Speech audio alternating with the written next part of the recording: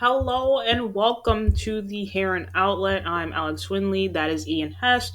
We're doing a bit of a rapid reaction discussion about, sort of the big news that's coming out of South Florida right now. Miami Freedom Park. The vote is next week on April 28th. Billy Corben put out this pretty scathing video highlighting all the potential problems with this deal. Earlier today, Inter Miami sort of punched back with their own tweet. So, I'll start with you, Ian. What's going on, really. It's looking very PR battle right now. Clearly Corbin doesn't want this stadium to happen, and of course, Inter Miami, they want to move to Miami, and anything that makes this deal look bad is bad for them. So I just want to talk to you about getting into the details of this. We'll start with Corbin's video. What did you like? Did you dislike? What are the things that you didn't particularly enjoy about that? So, you get Bremen vibes, obviously. That's where you start with it. I like Billy. That is a flair for the dramatic. That is understandable. I think that there is a lot of truth, and I hope that we get into this. I hope that we have a substantive discussion about it. There is like a lot of truth in what he's talking about, in terms of the stadium deal. There are things that I like, things that I don't like, things that I think are good for the club, things that think are bad for the city of Miami. It really is a very nuanced discussion. You know, I I would be remiss to think that there would be any stadium deal that you could possibly have in Miami without that sort of discussion. I don't think David Sampson is a good arbiter of truth on that. I would not have used him if it were up to me as the person to be, you know, forecasting whether this is a good or a bad deal. I mean, he said it in his own video, that he thought he was the last guy to what the city of Miami. Like, what are we talking about when that person is the one who is so casually saying that? So I wasn't very comfortable with him being the narrator, I guess, in what I guess they're quoting as a mini doc. I thought that he was a bad choice in terms of that. But we can talk about the substance of what's in the deal, what's going to be voted on next week, and the pros and cons, because there are two to both of them. Yeah, and I think reading a lot of comments about this, I think a lot of people's biggest issue is the fact that David Sampson is in this. He is the main cause of the Marlins Park debacle. Using him in a video like this is it's it doesn't feel right. Really, it feels very, hey, look, this guy, had a stadium deal once, so he can This guy clearly tell you screwed that. us, so here's this screw job. Like, That was the way that they were presenting it. yeah, and it feels very, yeah, it just feels very disingenuous in that regard because he's not the most trustable person. And I know, like you said, Corbin has a flair for the dramatics, but I feel as if people, especially nowadays, it's all about the flashiness, and a lot of people that watch that video probably will not get into the details of the actual stadium deal. So I want to talk to you about what exactly Inter Miami is trying to do at Miami Freedom Park. There's a lot of discussions about the 99-year no bid lease, and the rent, and what are they trying to do there that has people so upset. I think that those are valid points. I'm just going to be honest. We talk about Inter Miami every single week. We have good relationships with the club, and with people within the club. I think that is a valid argument. A 99-year, we're going to be long gone before the valuation on this property. Let's be honest, as mayor of Miami, Francis Suarez has done a lot to do real estate deals. We've seen it, throughout the city. We've seen it countless times. I think that a 99-year no bid lease, yeah, you can make an argument that that is ridiculous. You can make an argument, Inter Miami, even in their press release, said 57% off of current lease value, current rent value. Well, I mean, yeah, but 20 years from now, real estate's going to be up. If Miami's still around in 50 years, rent is definitely going to be up. So the idea of like right now it's above value is irrelevant because you're going to have this longevity of leasing that the club is going to profit on. This isn't a short term game that they're playing. This is for the 100 years, 200. I mean, like this is like long that they're playing Yeah, on no, this, and yeah, I just think that there is value in saying, okay, like it's not acceptable for currently we're paying above market value because we've all seen with, let's just talk about gas prices. We've all seen recently the price of inflation. We've all seen how things can change so quickly. We saw in 2008 what real estate did. And Miami is probably the most prone to this of all. So I don't think that it's an unfair argument, Alex, to say, hey, wait a minute, like 99 years, no bid. Like we own this public land. This is the largest parcel of land left. There's nothing after this. And so there is a valuation in saying, hey, there is exclusivity in this. There is the idea that this is important. And I understand fandom, and we'll get into it in a sec. That is the other side of this argument. I'm starting on the negative. I will get to the positive in a sec. But there is an understanding in don't give a no lease bid, like give the option for this isn't even getting into like the other things that Billy had gotten into in the video of the hotel, there's the shopping mall, the parking, all of those things that are valuable arguments. They are. So I think that he was making a proper argument. I don't know if he necessarily made it in the right way, which is what I'll be excited. Well, I don't know if excited is the right word. What I'll be interested to see moving forward with the county vote, with the city vote, of what they're going to do, because I think that it it touches a nerve to have Samson involved in your discussion, right?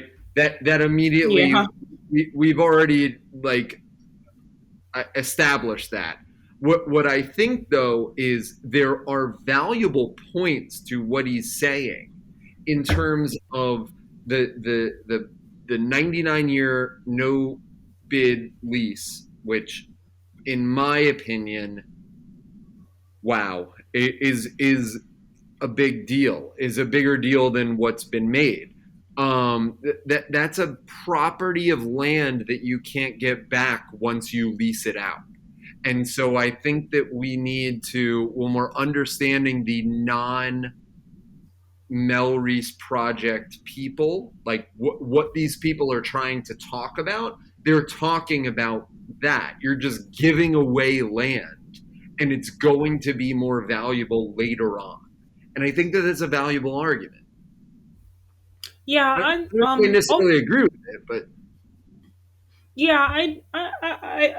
I think I'll push back a little. I understand just the main causes of the lease and the rent maybe not being at market value. But I think as far as the stadium goes right now, Melreese is a and another thing people aren't talking about the arsenic cleanup under the site currently, which Inter Miami said they would foot the bill for that. I think this current Melreese situation, I have issues with it, not because of the stadium or anything. It's just near an airport, and I just don't think that's safe really for pilots and whatnot. I Yeah, think it Alex, could be a I distraction, don't, even though they I shrunk it from the initial renderings. It's yeah, it's I don't know. It's just it is a nice but weird location, but I think as far as this current Mill Research, the golf course goes, it's somewhere where it is technically public, but the city owns it. That's why I believe it was able to go to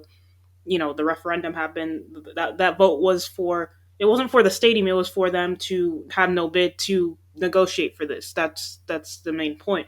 So I think current Maurice, you do have to pay to get on there for golfing, and I think in Inter Miami's case, they want to make this a public park. Basically, there's going to be a bike path. There's going to be open park. There's going to be fields, on top of the stadium, and the other hotels and stuff. They want to make it this hub of other things that people can go on for free at this current iteration of the golf course. You have to pay to get on there, and I think that's the main talking point for a lot of the fans pushing back towards Billy Corben. It's it confuses them because Corbin is it feels like Corbin is fighting to keep this arsenic laced golf course at Maurice instead of having Inter Miami move in, build hotels, free parks, the stadium, and cleaning up the arsenic ash under that.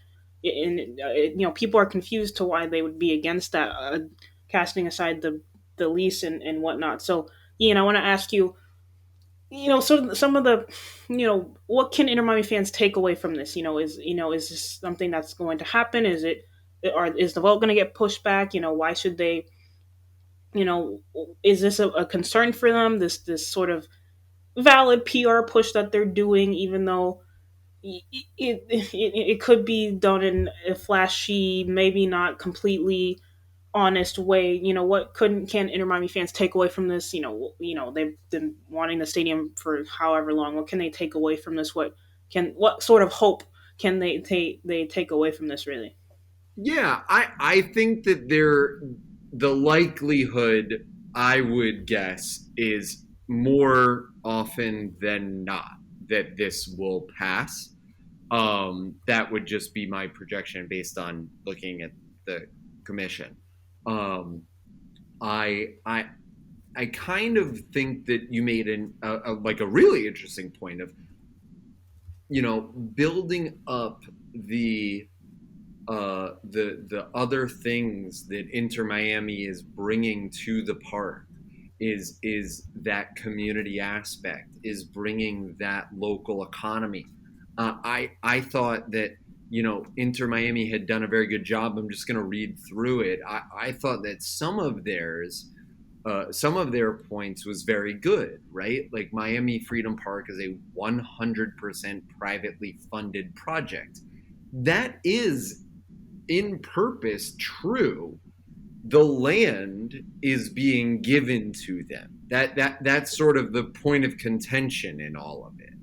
Miami Freedom Park will only pay 57% over fair market price to the city. That's also true.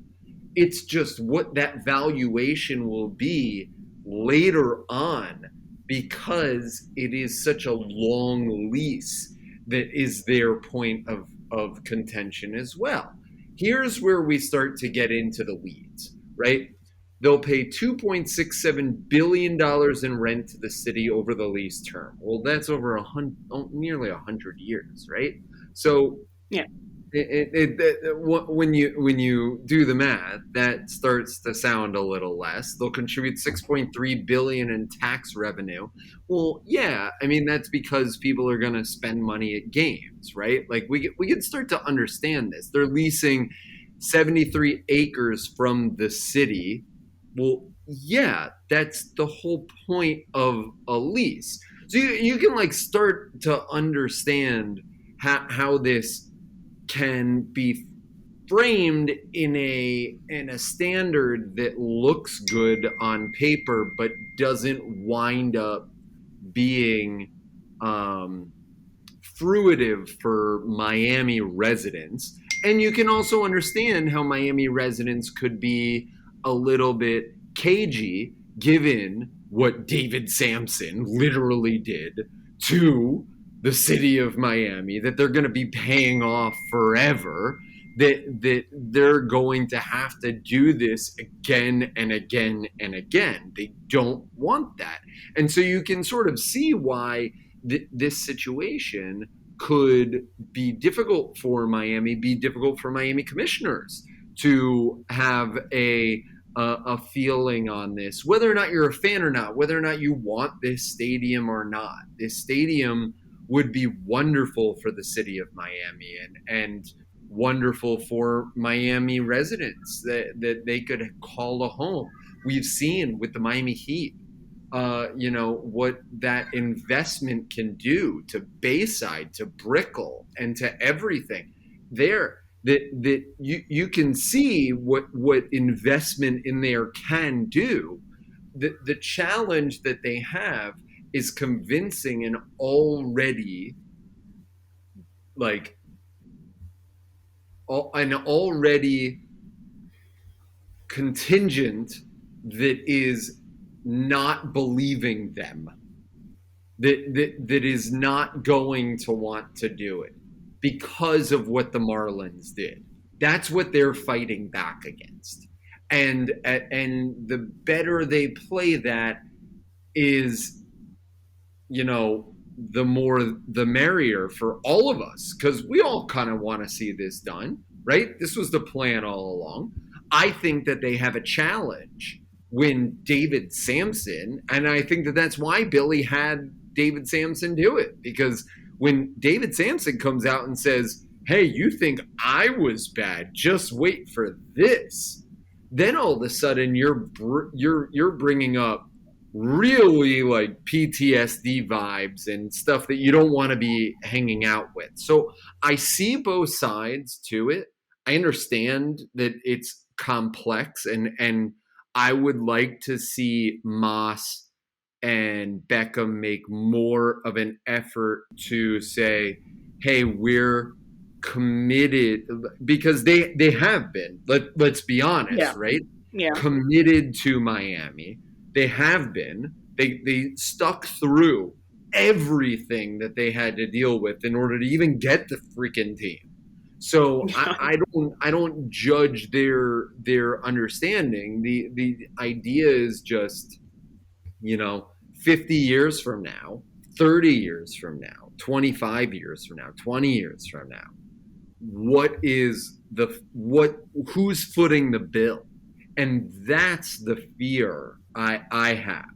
And that's where I question the deal. Right there is, what's this going to look like when you want a new stadium? Because 99 years from now, you're not going to have the same stadium. So what are you looking at in in in between those margins, right? What are you looking at in 20, 25, 30, 40, 50 years? Because Miami's going to be footing the bill to start. But when the bill comes, who's going to be paying for the next stadium? And Miami's already gone through that with Marlins Park, and that's where they're going to have to uh, persuade these commissioners in order to vote yes to make this happen. Yeah, last point, Ian. I think, at the end of the day, I think Inter Miami fans just want a permanent place to call home. And you mentioned, in 50 years from now, who's going to be paying for this? I think I look at some of these older European stadiums that, they're still playing in their grounds from, the early 1900s, even later than that. They just really, they update it. They don't necessarily move or anything. And I think, in a way, I think that's what Inter Miami and Moss, they want to do. They want to put this stadium here and keep it as a sort of a like a downtown Miami like landmark. You know how there's the FTX, what the crypto arena, the AAA arena, there near Bayside. Even Hard Rock, they've it's gone through Joe Robbie, Sun Life Stadium. It's still been in the same area. I think, and stadium building is so tricky, and I think I honestly do think that Inter Miami and Moss are doing this in good faith, and I feel that that Billy Corben video was very, it was so flashy, and getting David Sampson, of course people are gonna it's bold and brash, and you see it caused a reaction, but maybe not necessarily all of the facts in there were not proper, but sort of twisted to fit this the video in terms of, hey, look at this. And you saw when Air Miami came out and clarified some of the points, not saying all the points in the video were off base, but it's just I genuinely do think it's just a PR battle right now, and next week I can't imagine Moss and Beckham, coming down to Miami to just sort of, the vote. It's the vote. They're gonna be down here. Probably gonna see a lot of ads and whatnot, and more griping back and forth. So yeah, it's just interesting. I, I And think I think that Moss has done a very, very good job in this process. I think he's been very yeah, calculated. And I give him a lot of credit. I don't think that this would have gotten this far had he not. I oh, think for that sure. Beckham as well has been everything has you grow up here and you know that when things are quiet, things are getting done. And I think that Beckham has a business savvy that has really advanced this project as well. So I give them a lot of credit for even getting to this point as it was.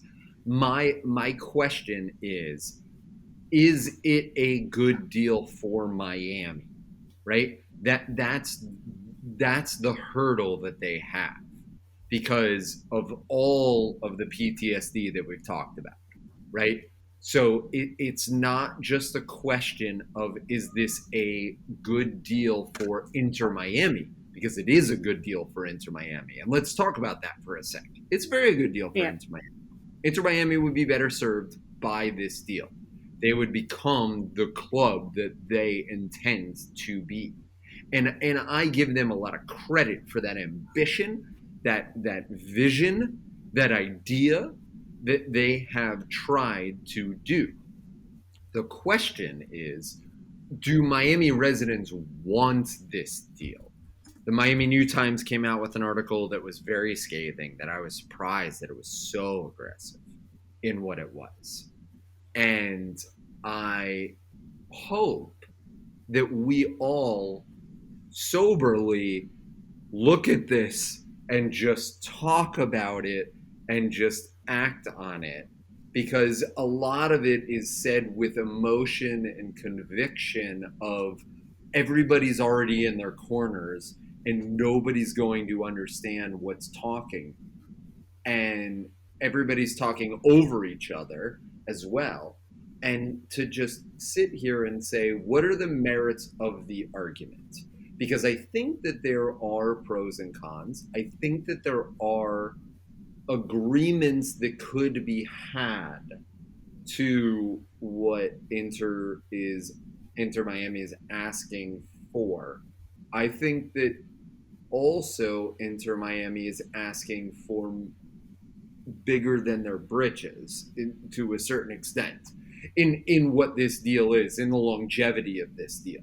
And I think that we can just all take a step back, and if the commission votes no, because remember it needs to have four, so if yeah, they wind up voting no, um, I could see a world where this deal is not dead, even if it doesn't pass, where this is an idea of let's just talk about this. Everybody take a deep breath.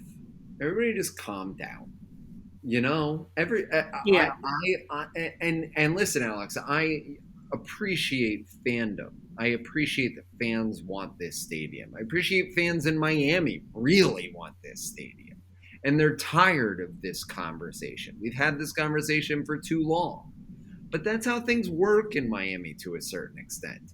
So I think that I that even if it doesn't work out, even if the vote is no, I don't think that's a dead end. I think that it's let's go back to the drawing board end. And I hope that, I hope that it works. I hope that it works out for everybody involved. I hope that it is a productive deal for Miami. But I just hope that I was able to also indicate some of the issues that will be in front of the commission when they make their decision. You think they'll switch to the Overtown site if this collapses? No, I think they'll go back to the drawing board and try and do this. That's fair. Yeah, and whatever the vote decides next week, the Heron Outlet will be there to cover it. For Austin Robillard, our producer Andres, I am Alex Winley. That is Ian Hest. Thank you for watching this rapid reaction discussion about Miami Freedom Park. Subscribe to our channel, follow us on Twitter and Instagram, rate our podcast on Apple Podcasts and Spotify, and we will see you soon.